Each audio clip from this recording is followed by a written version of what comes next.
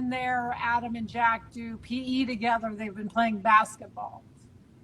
Yeah. Well, someone's saying, as a teacher, we are giving optional work to help working parents fill the kids' time. See, I wonder about that because I feel like it's not fun and it's not assigned. And I think that might create conflict because then if the parent is saying you have to do it and the kid is saying it's optional, it's like I'm not sure that is a good. I would love to hear from people. Does that work well as a way to fill time? And I'm sure it depends on the kid. What I've done, Gretch, which has worked great for us, if you can hear me, is like Jack has to do educational things from 9 to 3.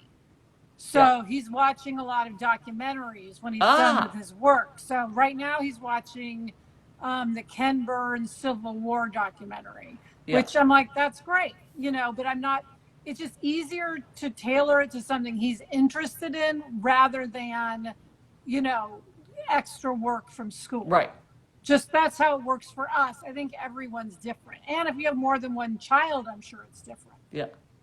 Well, here, someone says, we've been told to call it optional, but I set it out in bullet points and say I expect a certain amount of time spent in it over the week. So then it's sort of like it's optional when you do it, and you can kind of pick and choose, but you still have to do a minimum amount.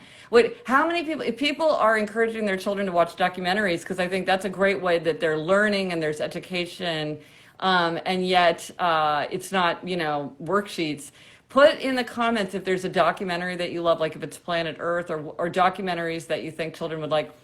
And I don't know if anybody knows The Story of the World. This is a set of CDs. It's like The Story of the World. And you buy them like in 500-year bunches. And Ellinor listened to these CDs for years. And she knew the most random facts of history because she listened to these things. And a child can get great basic education. I think I was asking a while ago about if anybody had any good history documentaries that they were suggesting for older children. But at every age, children tend to love nature documentaries and often things, remember in Sesame Street where it was how peanut butter is made or how they make crayons. And I was sort of mesmerized by that for a child. So if people have any good documentary ideas, I think that's a really good yeah. I'm lucky because Jack loves history, so he's genuinely likes documentaries. Yeah. I think I gave him Horrible Histories for a present one time. Yes. Yeah. If you want horrible history, that is for real. And if you're just joining us, I'm Gretchen Rubin, and this is Elizabeth Kraft. We're the hosts of the Happier with Gretchen Rubin podcast, and we are talking about whether the 4 tendencies, the framework, if people are upholders, questioners, obligers, or rebels, is kind of coming up in your household or your work life. And again, if you don't know what you are or what these are, you can take the quiz at quiz.gretchenrubin.com. We're also experiencing technical issues. I'm having a lot of trouble hearing Elizabeth, which is why I'm leaning in. Because I'm trying to hear what she says about the 4 tendencies. We're getting lots of good suggestions. This is great. I know for myself, as always, being an obliger is very much, impacting me right now. And Sarah and I, my writing partner and I, recently signed with a manager. We hadn't had representation except for a lawyer last year. And it's so great having a manager because she's like, what's happening with this? Did you read this material? Are you ready to set this meeting? And I mean, for both of us, because we're both obligers, especially just being at home and not having each other, the presence of each other, it's been very helpful to have a manager. Yeah, because you're both obligers, so in some sense you're accountable to each other, but it's good to have that outside external kind of energy force. Very helpful. I've noticed that with obliger pairs, this comes up with husband and wives who are obligers too. In my observation, a romantic pair that's both obligers, those are often very, very happy couples, but they sometimes can kind of not have somebody pushing to be like, let's do this, and then kind of, charge forward. And so that can be an issue that can come up with two obligers. And so that's interesting that you're finding it helpful. And you guys just talked about this whole thing about getting a manager on Happier in Hollywood, which is Yes. it's interesting to hear about that if you're sort of following the whole Hollywood agent thing happening. Well, you know what? Here, I just would be curious to see if you know your tendency. Just put your tendency, or you can just put the first letter of your tendency in there, because I would just be loving. I would love to see who it is. Well, okay. Somebody says so many museums and zoos are offering virtual tours or live cams of the animal. They're wonderful. If you saw the video of those penguins walking around the aquarium, I mean, I just thought that was hilarious. They looked exactly like the penguins in Madagascar. I was just cracking up. Oh, look at this. Okay, I love seeing what people are. Upholders, questioners, Rebel, obliger. Oh, we got a little bit of everything. It looks like obligers are in the lead, as we would think. Obliger is the biggest tendency for both men and women. That's Elizabeth. You're representing for Team Obliger.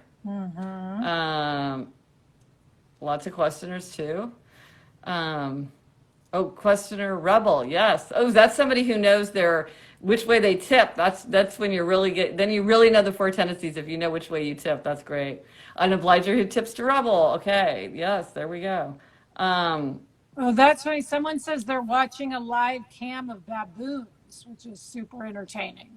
About what? Baboons. Oh yeah. Tips for obliger, questioner, marriage. Oh, that's interesting. Well, there's a one pager on if you go to gretchenrubin.com/resources, there is a one pager there about the tendencies and like in a couple in a romantic relationship.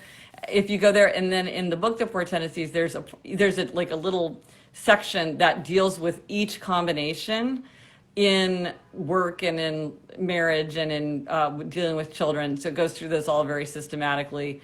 Obliger, I will say though, is like the type O. They are the tendency that pairs up the most easily with the other three. Like upholders and rebels don't tend to pair up well. Not that there are some rebel upholder pairs that work well, but it's pretty rare. Obligers are the ones that are, oh yeah, someone says, I'm a questioner married to an obliger, that's me. Obliger with questioner husband, yeah.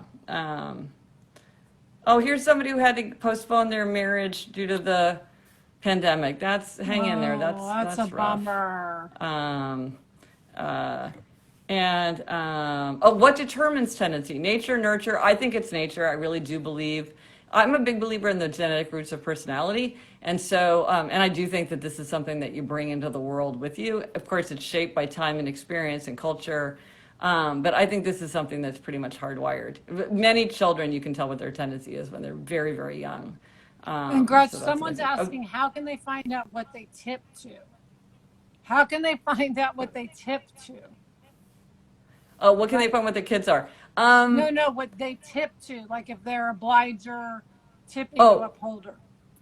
Well, it's really, again, it's each of the tendencies overlaps with two tendencies. And so it's whether you're more one or whether your tendency partakes of one or the other. So like Elizabeth, you're an obliger tips on the one side to upholder because they both readily meet outer expectations. And on the other side, it tips to rebel because they both resist inner expectations. And so you're an obliger who tips to upholder, and obligers who tip to upholder tend to have less obliger rebellion. They tend to be more able to say no and to be like, well, it's really important to my family that I get home, on time for dinner, so I'm going to say no. That's not that painful for them. Obligers who tip to rebel tend to be much more, have much more problem with obliger rebellion, or at least experience obliger rebellion. For good or for ill more. They tend to have much more of that spirit of resistance. They tend to have a higher feeling of resentment, a feeling I have to say yes, but I don't want to say yes, but I have to say yes, but I don't want to say yes. They get very caught in that. And so you can, if you know the four tendencies, you can sort of figure it out. And again, in the Four Tendencies book, I go through this like in a lot of detail because that book is really meant to be a reference that kind of answers all these questions very systematically. Because there really is a big difference. Here's a fun example if you know your Game of Thrones. So rebels Arya and Cersei, both rebels, clearly rebels clearly rebels. Arya is a rebel who tips to questioner. And because she's like, I'm going to do what I want to do. That's not me. That's like in one of the early episodes, she said, that's not me. Cersei is a rebel who tips to obliger, and she feels much more of that resentment, that anger. What of my wrath? And of course, in their situations, they're forced to extremes, and I wouldn't want to say that obligers who tip to rebel are always going to do Cersei-like things, but it's just interesting to see how one, Arya just leaves. She just goes off. And Cersei's more in that kind of trapped, resentful, resistant kind of rebel. But I should say every version of this has people who are wildly successful and also big losers. So by using a particular example, I'm not suggesting that one's better than the other. It's just that this is like a good example to see. Correct. Someone says, I find similarities in questioner, obliger, and upholder. You're probably a questioner then. Anytime somebody says they think they're a combination of all of them, that's a good sign that you're a questioner, because you're saying, I respond with whatever makes sense in the moment, and that's what questioners do. So that's always a tip-off that you're a questioner. If you're questioning the existence of this framework or how a framework like this is possible, you're probably a questioner. And if you want to learn more, I should also mention that my course is on sale for just $25, which is 75% off usual. It's usually $99. And you can take that, you can get that at gretchenrubin.com/4T course, 4T course, and that's just $25 right now, which is a very good deal. Somebody said, I would love to know what Laura Ingalls Wilder's tendency is. Well, I think Laura Ingalls Wilder was a questioner. I wrote a blog post that was really fun about how, if you know these Happy Golden Years, you remember how she spent that time teaching, and she had the student Clarence, who was clearly a rebel, and she and Ma and Pa talk about how do you manage Clarence, and there's a whole discussion about how to manage Clarence and how to get him to do his schoolwork, right there in Laura Ingalls Wilder. So that's, if you just look for that on GretchenRubin.com, you can find that. That was fun. So somebody said, how would you find out a 10-year-old? She is a tough nut to crack. Okay, so this is how I would just tell kind of anecdotally. If you said to your child, you have to do this by Friday, would your child say, why should I? Or would your child say, you can't make me? If your child says, why should I? They're probably a questioner. If your child is thinking, you can't make me, they're probably a rebel. If your child is like, I'll do it, but if I think you're going to know if I do it, or watch if I do it, or care if I do it, the child's probably an obliger. If the child's just like, okay, fine, and then does it, they're probably an upholder. Now, it's not always so easy to tell from the outside, because you have to know people's reasons, and people bring different values to different situations, but that's kind of a quick, easy test sometimes, is how do they respond. Okay, someone says, I'm a rebel that tips to questioner. I'm always motivated towards what I love rather than away from whatever. My husband is a hardcore questioner. Yeah, that's a good description of rebel, and a rebel who tips to questioner. It's about it's more about what do I want, and not and just ignoring what other people think, whether or not they want you to do it. Because for some rebels, the idea that somebody wants them to do something makes them not want to do it. That's rebel who tips to obliger. And someone wants to know, Gretchen, can you be one as a child and something else as an adult? Can what? Can you be one tendency as a child and another tendency as an adult? Probably not. I think that these really are consistent over time. And when people think that they switched, usually when I talk to them about it, to me, I don't think they've switched. One thing that you very often see is someone who says, I used to be an obliger, now I'm an upholder. Usually what I find is that someone who's an obliger has figured out through time and experience that what they need is outer accountability, and they've just cleverly given themselves the outer accountability for anything that's important to them. If you want to read, you've joined a book group. If you want to exercise, you've joined a class, or you work out with a trainer who stays on you, or you think of your duty to your future self, or you've got an app that holds you to it. You've figured out how, and so now you're like, oh, I'm an upholder now, but I'm like, But if we took away, but this is just because you've put in all this scaffolding of accountability, which is brilliant, right? Because now you're doing everything that you want. You have all the accountability that you need. Or sometimes people will say, somebody said to me, oh, I thought I was a rebel when I was a teenager, but actually I was just doing what all my friends expected me to do. So she was actually an obliger, even as a teenager. That's interesting. And so I think that they really are very constant through time, but of course they look different at different times of our lives. Okay, here's somebody who says, I used to be an obliger, now as an adult, I'm a rebel. Now, see, that's interesting. There's a deep affinity between obligers and rebels because they overlap and they are very engaged. That's a very engaged set of, that not meeting inner expectations is a deep affinity. I think you might be just in obliger rebellion. Some people really do go into kind of pervasive obliger rebellion. It doesn't look and feel the way a true rebel tendency feels, which is very, very much, I am what I am, I will do what I do. And the obligers just don't experience that in the same way. So you might read up, just go on my site and read some stuff that's there about obliger rebellion, because it might be really illuminating for you. And especially if you've experienced kind of explosive, mic drops of you were my friend for 20 years and now you're dead to me, or we were married but I woke up this morning and I realized we're getting a divorce, or I worked at this place for 10 years but now I've had it, I'm over, this is it, and I'm going to go out. That's kind of how obliger rebellion looks. So if you feel like you were an obliger and now you're a rebel, I wonder if you're just in pervasive obliger rebellion. Obliger rebellion. Can we get that shirt? Oh, that's great. Oh, we should do that, Elizabeth. We should think of some kind of clever. Yeah, I love that. Yeah. Okay, but now we should do our accountability check-in. Yes. Put in the comments. I'm Gretchen Rubin. This is Elizabeth Kraft. We're the hosts of the Happier with Gretchen Rubin podcast. Tell us, what do you want to be held accountable for, especially obligers, which we just talked about. Put it in the comments. We will hold you accountable, and give yourself a gold star if you've been holding on to something, doing something well, fighting the snack bursts, going to bed on time, walking your 20 for 20. Somebody says, lots of t-shirt orders for the Obliger Rebellion t-shirt. Okay, Elizabeth, this is on our list of things to do. Now that we're not touring, maybe we'll put some more time into our merch. We have great merch already. We have t-shirts, we have mugs, we have tote bags. Go to GretchenRubin.com/shop. Someone's exercising, reading, and journaling. Writing my second book. Excellent. Wow. Finished work evaluations. Dude, that's got to be hard to do remotely. Waking up early so they have their own time. Lots of good stuff here. Yeah, not spending money unnecessarily. Oh, give me a thumbs up if you found that you're spending less money. I've been going through our bills and we've been spending less money. On all categories, Yeah. Someone says, continuing 20 and 20. I missed yesterday, but I don't miss 2 days in a row, so I'm getting back to it today. Excellent. That's wonderful.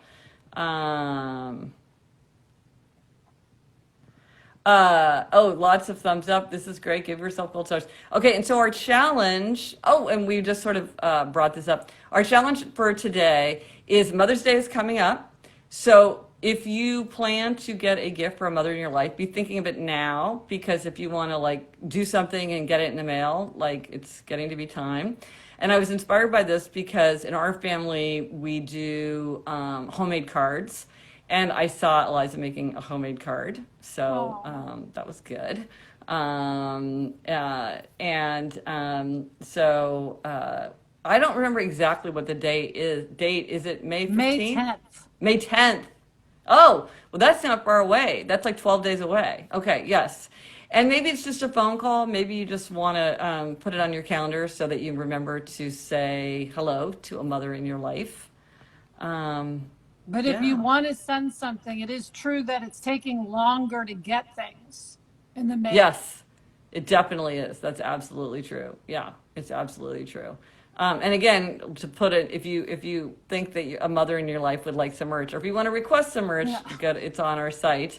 I know I should have my upholder mug, Elizabeth. Yeah. We could clink our glasses.